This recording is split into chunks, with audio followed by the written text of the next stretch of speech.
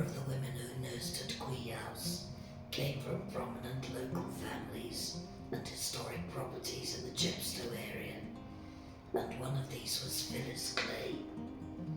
Phyllis was the granddaughter of Henry Clay, who owned Piercefield, the famous mansion with its walkways and parklands and views of the River Wye. Her father lived at Oak Grove, which was within the Piercefield estate. Like her father and grandfather, Phyllis was a keen rider in her youth and took part in a range of sporting activities.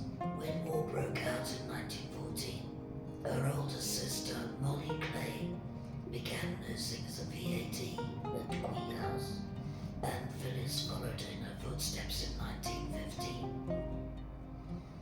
She served over 1,200 hours of nursing duties at Quay House.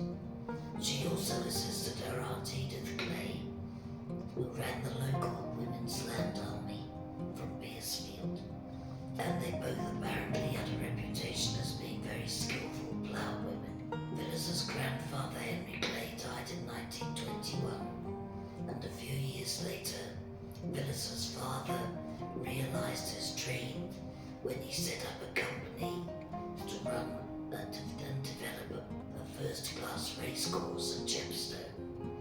The racecourse opened in 1926, and of course is still going strong. From the opening of the racecourse through to World War II, newspaper reports frequently mention Phyllis at the races, and I love these reports because the ones from our woman correspondent go into lots of details about the dresses that people were wearing.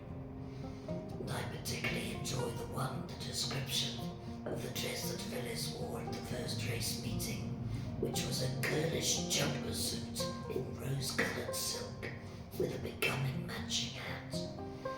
She must have been a picture. Phyllis never married, but it's clear from newspaper reports that she led a very active social life, being frequently mentioned in reports of tennis tournaments, races throughout South Wales, dances, and amateur dramatic productions in the Chepstow area. She also continued volunteering with the Red Cross. She worked as an arts and crafts dealer and eventually had her own shop in Welsh Street. She died in 1982 at the age of 82 and is buried in St Albans, where her grave can be seen.